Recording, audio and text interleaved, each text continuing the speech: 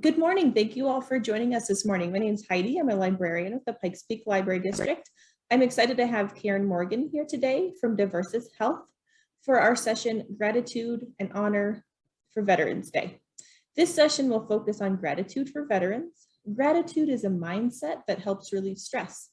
This is a coping mechanism that can help us thrive during COVID. With Veterans Day being tomorrow, we will discuss practical ways to practice gratitude while honoring our veterans. Thanks for being here, Karen. Take it away. Thank you. It's a pleasure to be here. And I just like to introduce myself a little bit. My name is Karen Morgan. I am not a Karen. I am just Karen. And Veterans Day is a very special day to me since I'm sandwiched between the generations. My dad is still living and was a veteran of both World War II and the Korean conflict. And my daughter was just medically discharged from the Army within the last year. So veterans are very special to me. But this is bigger than just a program. As Heidi mentioned, we're not just talking about honoring veterans, but rather how gratitude is actually a coping mechanism to relieve stress and help us feel better about life. So it's a win-win situation. We honor our veterans, we say thank you, we have a mindset of gratitude, we feel good, and the people that we thank feel good. So I'd like to start out actually talking a little bit about where we are in life right now. And as we know, there's a lot going on. There's a lot of tension politically, racially, socially. There's some economic issues, and it is really tough. And then on top of all of that, we're stuck in COVID. I absolutely love this marquee on this theater. The name of the theater is World, but I think we all kind of feel like this. The world is temporarily closed. It's amazing to me to realize that it was not that far out of 2 years ago that we thought if we shut down for 2 weeks, this whole pandemic would be over. And obviously that hasn't happened. So by now, year and a half, almost 2 years into it, a lot of people are tired and stressed and frustrated. So I'd like you to think for a second, what comes to mind? What have you been through in relation to COVID? What do you think of? Quarantines, masks, vaccines? The list goes on and on. Loss of income, loss of contact with friends and family. Perhaps you've even lost a loved one to COVID. It's been a difficult time for all of us. But what I want to focus more on today is not necessarily what we've been through, but how it has affected us. So now take a moment and just ponder, how are you doing? How are you feeling? How are you doing? How is your emotional well-being? There can be a lot of conflicting emotions, but anxiety, fear, stress, frustration are some of the more common ones that we've experienced during this rough couple of years that we've been living in. So what I want to do today, as we mentioned earlier, is not focus as much on this difficult time, but learn some coping mechanisms, of which gratitude is one, to help us pull out of some of these intense emotions. The intense emotions are necessary during a crisis. They give us that energy. They heighten our adrenaline and cortisol and give us that strength and energy to do what we need to do to get through a crisis. But when something like COVID is upon us that's gone on and on and on, we need to learn how to take a break from that heightened level of stress and anxiety, because that's not healthy for us. So let's focus a little bit on gratitude. I am an English major, so I love words. I love definitions. And even the simplest word that we use a lot, we can often get some more understanding of the meaning of it by looking it up in a dictionary. It turns out gratitude is pretty simple. Gratitude is the state of being grateful or thankful. The state of being. That to me is, it just kind of is. We are in a state of being grateful. It's also twofold because it's also a verb. It's a readiness to express appreciation. So gratitude is a natural response to something as well as an action. So let's focus now on just some fun little pictures that will hopefully bring us into that thinking about gratitude. So a minute ago, we were focusing on the frustration and difficulties that we felt in this last year and a half. But now take a deep breath and just think for a moment about some of these pictures.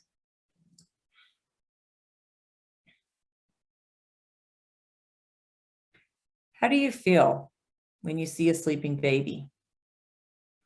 That can be the baby in the stroller at the grocery store. Could be memories of your own child or grandchild.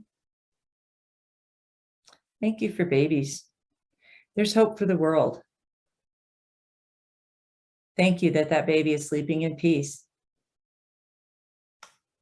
All is good with the world when you see a sleeping baby. How about an abundance of food? You can replace that picture with a Thanksgiving feast or that dinner you had last night at that awesome restaurant, or going to the grocery store and seeing plenty of food for you to buy. But gratefulness, thank you that I'm not hungry. Thank you that I have the means to purchase food. Thank you that food is a time that I've brought friends and family close together to share a meal. Thank you for food. How about stepping outdoors? Wow, so much to be thankful there. The entire world is not covered with city. There are still beautiful open forests and mountains. Just being out in nature, instead of just ignoring it and walk through it, what about if you think about it? Thank you for the forests that give us the wood that we need, the trees that give us the oxygen. Thank you for the peace when we're away from the hustle and bustle. Thank you for the beauty that just overcomes me sometimes. And that's whether it's this forest, it could be a sunrise, a sunset, the beach, anything in nature that helps us feel good about life. Thank you for those things. How about puppies? Who can feel stressed when they're looking at puppies? I've always thought it's good that puppies are so cute because they're really obnoxious little creatures as they chew things up and dig and potty in the house. But when it comes down to snuggling with that puppy, there's just such joy. Thank you for puppies. Thank you for my dog that's my friend, or my cat, or my bird, or even bigger. Think outside of the house. How about elephants? Thank you for elephants, those majestic creatures that wander our earth. Thank you for that hawk that just flew overhead, just floated there on the wind currents. So there's many, many things to be thankful for. And I'd like you to think now for just a second, what were the feelings when we focused on the difficulties in our society and in this pandemic we're in versus thinking about abundance and animals and babies and nature? There's a huge difference in that. And why is that? It's because when we are grateful, our brain actually releases dopamine and serotonin. Those are two of the hormones that give us feel-good moments. They help our brains feel better. So being grateful, expressing gratefulness is actually along the same lines as taking some medications to give us serotonin and dopamine. So it's very, very powerful. So getting into that attitude of gratitude, becoming a regular part of our lives is really, really helpful. So I'd like to move on now to the next step, that gratitude is that state of being that we kind of naturally end up in, but it also is an action. Gratitude is pausing to appreciate the things that we take for granted, like having a place to live, food, water, friends, and family. It's taking a moment to reflect on how fortunate we are when something good happens, whether it's a small thing or a big thing. So I'd like to take a minute and think about your day this morning. You woke up. Oh, thank you. You woke up. That's great.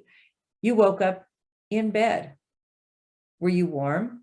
Was it a comfortable bed? What did you do? You got out of bed. You went into the bathroom. You turned on the water.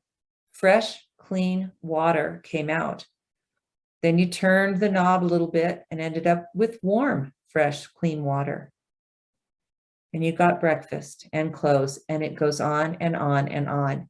Gratitude is pausing to appreciate the things that we take for granted. I've never lived in a place where I didn't have my basic needs met. I've been very fortunate, but because of that, it's easy to forget to be grateful for those things. Imagine if you took a day and paused on every single good thing that happened and said, thank you. You know how much dopamine and serotonin you'd have floating around in your brain? It's amazing to think about that. And then take a moment to pause and realize that many, many people in the world, and even in our own country and in our own city, didn't wake up this morning in a comfortable bed. They didn't have breakfast. They didn't have access to running water. So begin to focus on those things that we have that make our lives wonderful. And then we can focus on those little tiny things and say thank you, express gratitude, or the big things, events, graduations, weddings, parties, celebrations. Those are really easy to reflect gratitude because we're usually gathering to celebrate something. Want that balance. Enjoy those big events, but also let gratitude become a day-to-day thing. So this week, of course, our big event of the week is Veterans Day. So let's talk a little bit about Veterans Day and about veterans. So I like to give a little background on what Veterans Day is, because a lot of us don't really know. Why is Veterans Day on November 11th? So many holidays are on the first Monday of the month or the fourth Thursday or something like that. But Veterans Day is always November 11th. So why is that such a significant date that we want it on November 11th and not just a certain day in November? It goes back to World War I. It was originally called Armistice Day because it was on November 11th at 11 in the morning that the treaties were signed to end World War I, to end the war, to end all wars. Back then, the thought was that World War I was so horrific that never again would the world engage in war. Sadly, that wasn't the case. Wasn't much later, and we were involved in World War II and the Korean conflict. So in the 1950s, the name was changed from Armistice Day to Veterans Day. Instead of remembering the end of World War I and those who fought in World War I, we decided it made more sense to honor all veterans in all wars from the very beginning, the Revolutionary War, up to what we've got going on right now. Now, what's the difference between Veterans Day and Memorial Day? Memorial Day in May is a day to celebrate those veterans that have given their lives in the service of their country. So Veterans Day is a time of remembrance, perhaps a time of mourning, a time to memorialize those who gave the ultimate sacrifice, where Veterans Day is a day of celebration. It's a day to thank everybody, to be happy, to be appreciative of our military, both current and past. And that's why on Veterans Day, we might have more parades and businesses giving out gifts to veterans and things like that. It's a day to celebrate the service of our veterans. Now, why do we care? Why do we want to honor our veterans? Well, the United States is blessed with safety and security because we have a strong military protecting our borders. Again, it's easy to take that for granted. It's easy to focus on the negative, to say, well, the United States isn't perfect. No, but what we do have is safety and security. I'm not worried when I walk down the street that some military coup is going to come down with machine guns and mow me down. We just don't live in that kind of society. Many other people around the world do live with that constant fear and anxiety and insecurity of what's going to happen. So it is the sacrifice of our veterans that have given us that security that our country is going to be okay. Veterans Day also reminds us that freedom isn't free, not only financially, tax dollars go to support the military, but more importantly, the lives of our veterans that have fought so hard to protect our country. But veterans don't only fight. Veterans are a great service to our country and to the world. It's the military that is ready with provisions and manpower and mobility to move into natural disasters. They are often the first on scene in some very devastating areas, both around the world and at home. I love this picture, just reaching out, giving someone some food, basic human needs met by our military. Our military has also protected our freedoms and our rights. We set up a Bill of Rights, a constitution back over 200 years ago, and those things have not ended because our military has protected them. We have freedom of speech, freedom of religion, freedom of where to live. We have the freedom to dissent, even though that gets frustrating sometimes if we don't agree with those who are having assemblies and demonstrations and things like that. That is a constitutional right. Again, in many other countries, that is not allowed. You could end up in jail. You could end up losing your life because you disagreed with the government. So our military has given us the right to vote, to choose our leaders, to change laws, to change things, to disagree. All of those things are possible because of our veterans and the service that they've done. This little quote also talks about the right to choose not to become a veteran. And that's pretty powerful. I had an employee one time who was conscripted into the army in his home country in South America. 13 years old, he was forcibly taken and put in the army of his country. I can't even imagine our children being forcibly put in the army. Our children don't have to do that. Even our adults, at this time, there is no draft. They are choosing to serve our country. They're not being forced to. So our veterans have done a lot for us. I love this next slide. I think we'll all recall 9/11. What happened on 9/11? Those twin towers fell to the ground. What else happened that day to our country? Reminds me of my brother's family. He is one of 4 brothers. They used to beat the heck out of each other when they were kids. But if someone came from the outside and tried to attack one of those brothers or challenge them to a fight, they weren't dealing with one kid. They were dealing with 4 brothers. And that's what 9/11 did to us. All of a sudden, our differences were put aside and we came together and realized, in spite of everything, we are unified. You don't mess with us. That's what our veterans have given us, that security that when we come together, we fight in a unified force. So let's talk a little bit about ways to thank our veterans. One of the kind of very common sentences these days is thank you for your service. Those are very nice words. And if they come sincerely from your heart, they can mean a lot. But I have found in talking to veterans that that's not always something that they welcome hearing. There's a couple of scenarios on that. Now, some veterans are very, very proud to be in their uniform, to be around the community. And when someone comes up and says, thank you for your service, it makes them really happy. They really take that to heart. But like all of us, veterans are people and they have different experiences, different stories, and that can also bring up some really hurtful things to them.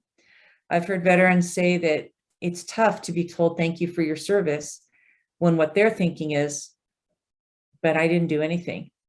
My buddy gave his life, or my fellow soldier lost his leg. Don't thank me for my service, thank them. So that has become a statement that they've even told the military, the veterans, what to respond. They're supposed to say, thank you for your support. Again, very nice sentence, positive exchange, but maybe overused. It's kind of like that first time that that little soccer team that lost every single game were given trophies because, well, we're just glad you got to play. It was probably really meaningful once upon a time, but now the kids that get a trophy for every little activity they're in, it really doesn't mean a lot. And my guess is thank you for your service was at one time extremely meaningful. I think it goes all the way back to realizing how poorly we treated our veterans after the Vietnam War.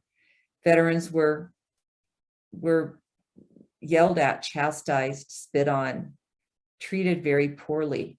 And I think as a society, when we realized that was terrible and a veteran received thank you for your service rather than being spit on, it was extremely meaningful.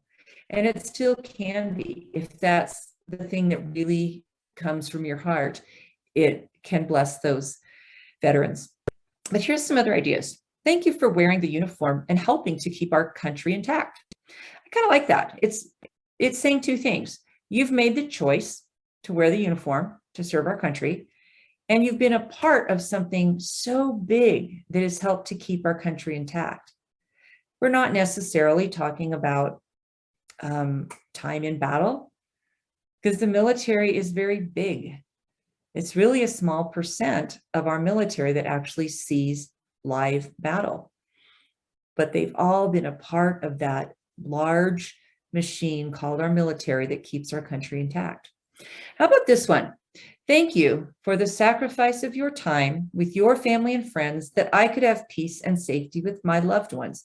Now that's a lot of words, so I definitely don't recommend memorizing that to try to share that with somebody, but it's that concept of whether or not our veterans have seen battle, they have sacrificed time with family and friends to give me peace so that I can have time with my loved ones.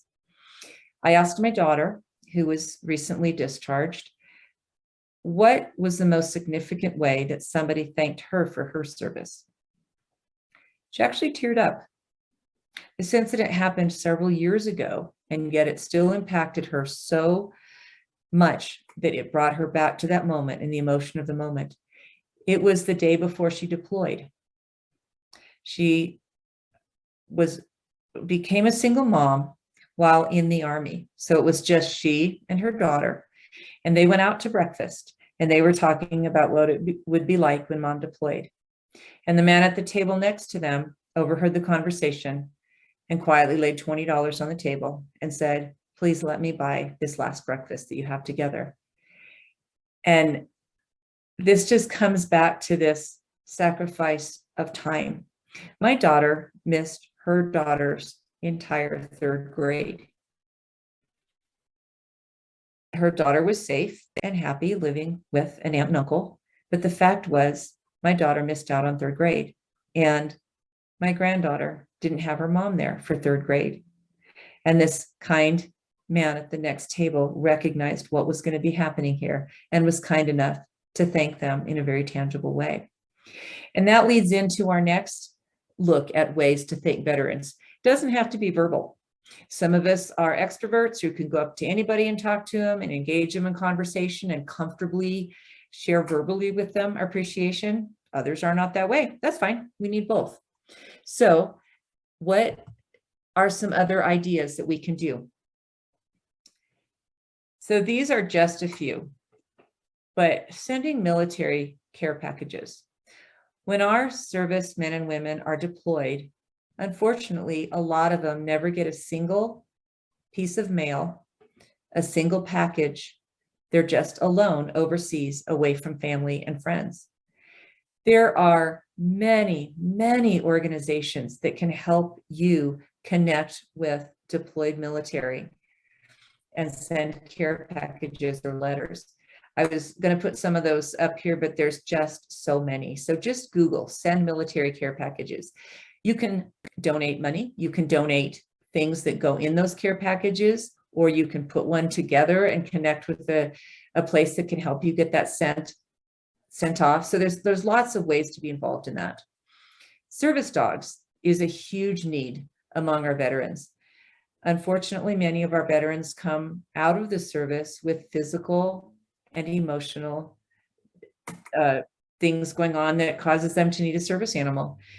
My understanding is that it takes $30,000 to $35,000 to raise and train a service dog.